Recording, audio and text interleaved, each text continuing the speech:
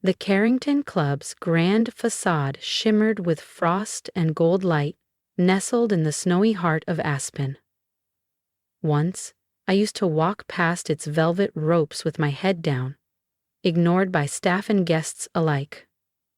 Now, I quietly owned 22% of the holding group behind it, but my parents had no idea.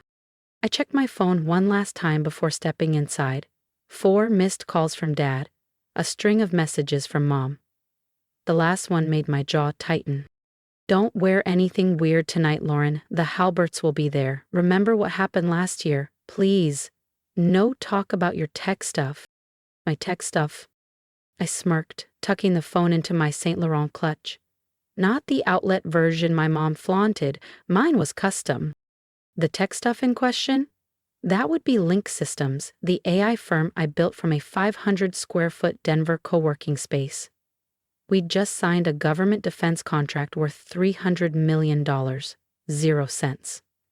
2 months ago, I was named in Fortune's top 40 under 40, but I'd kept my name out of the spotlight, carefully buried behind shell companies and strategic silence. Not because I was ashamed, but because I wanted to build something without their judgment, their interference. And tonight, I wasn't hiding anymore. As the elevator rose to the Carrington's main ballroom, I remembered the night 4 years ago, just 24 at the time, when I tried to explain my startup to my father over Christmas dinner. "Machine learning," he had laughed. "That's not a career, Lauren. That's a phase." "You're throwing away your future," Mom had added. "Brian Halbert's firm is hiring, assistant VP. You're lucky he's even considering you." I had packed my things the next morning and left without saying goodbye. I stopped visiting home after that Christmas. Birthdays, weddings, even funerals. I sent cards, never showed up. I let them think I was scraping by, still finding myself. That's how I wanted it. Until tonight. The first 2 years were brutal. I coded through weekends, slept on an air mattress in a shared basement. Investors patted my head, said I was ambitious for a girl, but I knew what I was building. I saw a future they were too traditional to imagine. Companies were desperate for digital transformation, but the tools out there were bloated, overpriced, and built for another decade. Link Systems changed that. My platform delivered adaptive, AI-driven solutions that scaled to any business, from lean startups to legacy corporations. 6 months in, I landed my first big client, a regional hotel chain looking to modernize everything from inventory to guest experience. I delivered ahead of schedule and under budget. Word got out. Momentum snowballed. By year 2, I had 30 employees and 2 satellite offices. By year 3, we crossed $100 million, 0 cents in revenue. Now, at 28, I sat on advisory boards, fielded acquisition offers weekly, and quietly rejected pitches from the very people who once dismissed me. The elevator doors slid open to the hum of holiday music and the sparkle of Aspen's elite gathered in the Carrington ballroom. Chandeliers twinkled above a sea of tailored suits and sequined dresses. A string quartet played something festive in the corner. My eyes found them immediately. Mom, in a cherry red dress from last year's Versace collection, tried to look effortless, but had clearly spent hours perfecting every detail. Dad stood with a group of older men, gesturing wide, his voice carrying confidently, likely sharing one of his back-in-my-day business tales. "Lauren." Mom's voice sliced through the noise, her smile tight. She crossed the room quickly, pearls bouncing against her collarbone. "You're late." I leaned in, kissed her cheek. "Traffic." Her eyes scanned my outfit. "Is that Chanel?" she asked, her tone almost accusing. "Custom," I said simply. She didn't hide the frown. "Never mind, just be careful tonight. Maxwell Industries is sending someone. Your father's worked for months on this deal. Please don't talk about your tech stuff if anyone asks. You're in business development." Dad arrived just in time to scowl at my bare neck. "You could have worn some jewelry. Presentation matters in real business." He lingered on the word real as always. "How's the website thing?" he asked, already looking over my shoulder. Thompson's son just made junior partner. Ask about you. Still time to pivot to a proper job? I took a glass of sparkling water from a waiter, barely suppressing a grin. Funny, I said, he pitched to Link Systems last month. We passed. Their infrastructure wasn't ready. If only he knew. James Maxwell had already signed with Link Systems last week. A $50 million 0 cents deal. I led the negotiations personally. The contract would redefine Maxwell Industries' digital architecture for the next decade. The ballroom was near capacity now, a glittering sea of Aspen's winter elite. I spotted familiar faces. VCs, board members, executives. Half of them had pitched me something at one point. Some succeeded. Most didn't. None of them knew I was that Lauren Mitchell. And I liked it that way. Oh God, he's here. Mom gripped Dad's arm. Richard, Mr. Maxwell just walked in. I turned as James Maxwell entered with a small entourage. Sharp suit, confident stride, younger than most CEOs in the room, and smart. Smart enough to skip the legacy consultants and go straight to us. My parents practically sprinted across the floor, rehearsed grins in place. Mr. Maxwell, Mom sang, her voice sugary, we're honored to have you tonight. James offered a polite handshake, scanning the room absently, until his eyes met mine. Recognition hit instantly. Lauren, he called, walking right past my stunned parents. Fantastic seeing you again, Chief Executive. Heads turned. With proposal last week? Incredible. The board hasn't stopped talking about it. A sharp crack broke the silence. Dad's champagne flute shattered at his feet, golden liquid soaking into his designer shoes. Mom's smile twitched. Chief, executive, she echoed, barely audible. This was the moment I had imagined in my loneliest, most driven nights. The fantasy didn't compare to reality. James clapped a hand on my shoulder. Everyone, he said, raising his voice slightly, let me tell you, we are beyond lucky to have Link Systems leading our digital overhaul. The vision Lauren has built, billion-dollar scale, unprecedented. Conversations fizzled into silence. Every eye turned toward us. Mom looked frozen, her lipstick trembling against the weight of disbelief. Dad stared like he was trying to rewind the last 10 seconds in his mind. I took a long, unhurried sip of water. Thank you, James, I said smoothly. I'm thrilled to be partnering with you. The truth was out now, not whispered or implied, but broadcasted. And this was only the beginning. Because tonight, I wasn't just revealing who I was. I was about to show them what I'd become.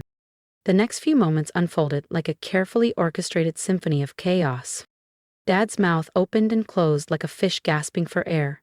Mom's hand clutched her chest, while her other frantically reached behind her for the nearest chair, her composure cracking like the ice in her untouched champagne flute. There must be some mistake, Dad finally stammered, his voice fragile. Our Lauren, she runs a small website thing from her apartment. She's not. He looked at me. Really looked. For the first time in years. And in that moment, I watched a realization bloom slowly, painfully, across his face like a storm he couldn't outrun. Still oblivious to the family meltdown unraveling behind him, James Maxwell pressed on, smiling broadly. Small? He laughed. Link Systems is rewriting the rulebook. Lauren's AI integration platform alone will revolutionize supply chains nationwide. That demo you gave us last week? Honestly, I've never seen tech move like that. A crowd was gathering now, sensing something far more interesting than holiday canapes and polite small talk. I spotted Janet Chin, CEO of Pacific Northwest Banking. She smiled the moment she saw me. Lauren, darling, I didn't expect you here. Still won't reconsider my offer? She said with a wink before turning to my parents. You must be so proud. Your daughter's firm is Silicon Valley's obsession right now. Turning down that $2 billion 0 cents buyout offer?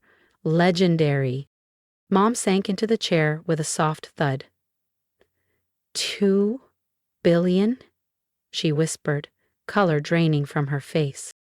I could practically see the memories flashing behind her eyes. Every comment dismissing my ambition, every scolding about proper careers, every moment they treated me like a reckless disappointment. Dad looked like he'd swallowed a lemon. "No one will take you seriously in business," he had said last Thanksgiving. "You're embarrassing yourself." And now the embarrassment was theirs.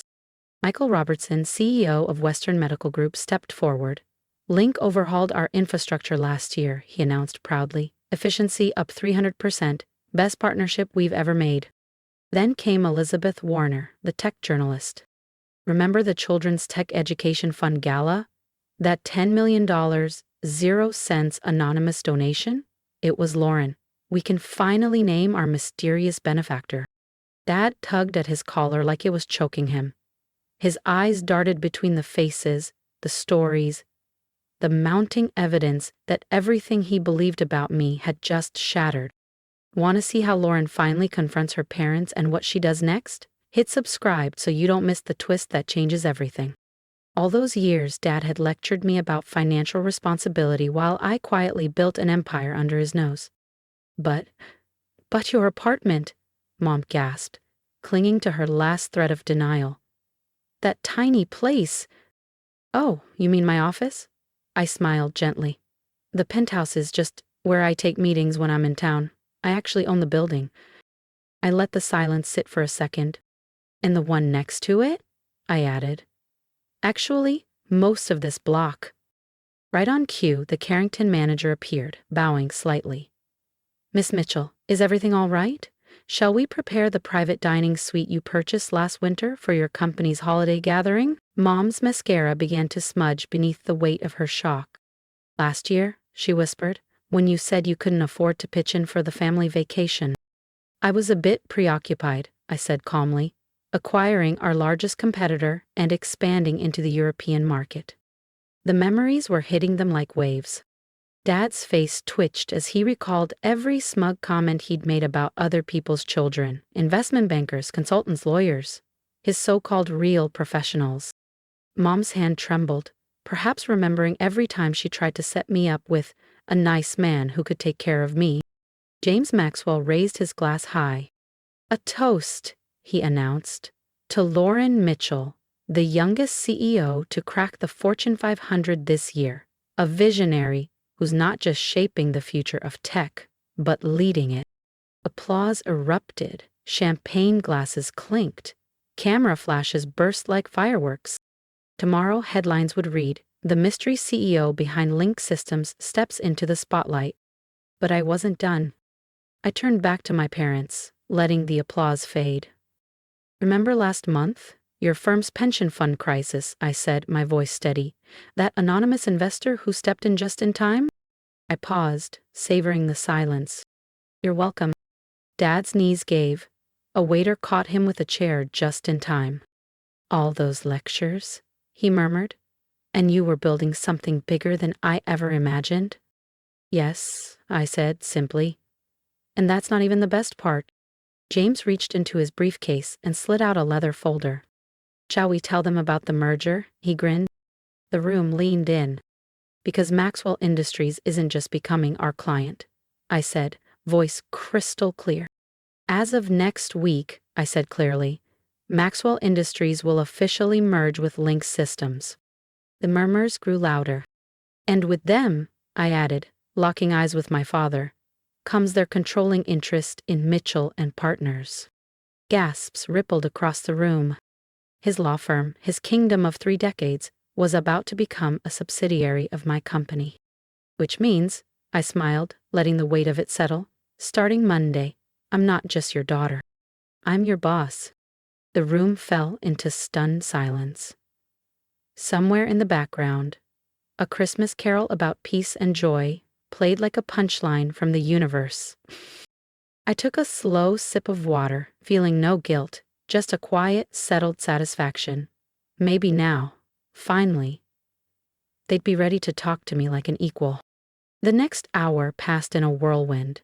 Executives offering congratulations, investors handing over business cards, journalists nudging closer with questions.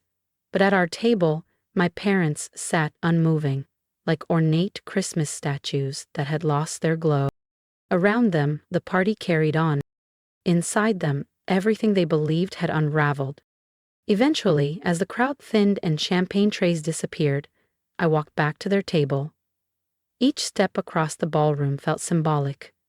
5 short strides for 5 long years of being underestimated, dismissed, ignored. "Should we talk?" I asked softly, taking the seat beside them. Mom's once perfect makeup had become a river of black streaks. Dad's tie was half untied, his proud posture now slouched and crumbling. "Oof, why didn't you tell us?" Mom whispered. I let out a short laugh. Not bitter, just exhausted. "Tell you? Like when I tried to share news of my first contract and you cut me off to brag about Mrs. Olson's son making junior partner? Or when I explained my AI platform and Dad said I was just playing with computers while real professionals worked?" Dad finally spoke, his voice hoarse. "We were trying to protect you." "Protect me?" I leaned in, steady. "Let me tell you about protection. Remember Marcus Williams, your golf buddy? He tried a hostile takeover last year, called me little girl in the boardroom." Dad's face went pale. He knew. His company collapsed within months, lost every major contract. As for the Stevens Group, they tried stealing our encryption code. They don't exist anymore. I smiled faintly. I bought them. For pennies. Then redistributed their assets.